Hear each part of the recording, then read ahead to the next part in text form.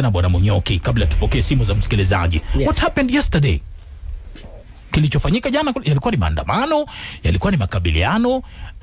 Kwa tathmini yako, what happened yesterday? Na nani anafaa kulaumiwa?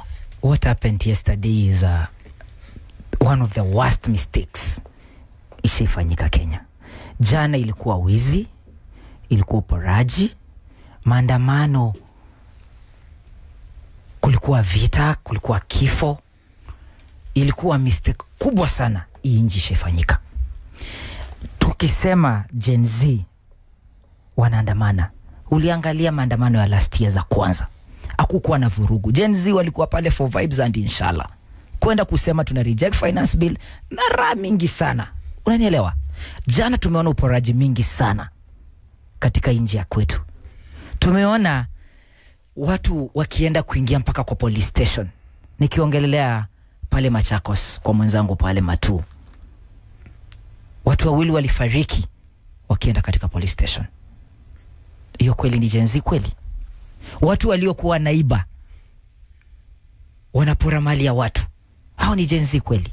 Jana usiku mimi naweza toa ushuhuda, hata si usiku, saa 11 saa 10 pale bypass, Eastern bypass, kulikuwa na magaidi wameweka mawe kwa barabara.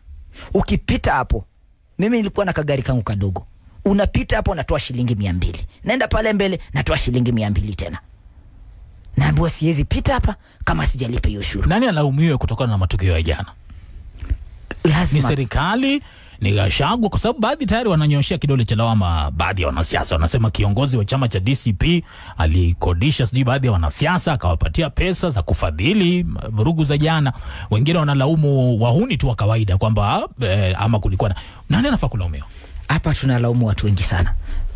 Kwa kwanza lazima tulaumu serikali, kwa sababu pale tukiangalia usalama, kama ingekuwa vizuri sana, kama hii ni maandamano ilikuwa imepatiwa ile what is supposed to be given, all is supposed to be given, it would have been fine.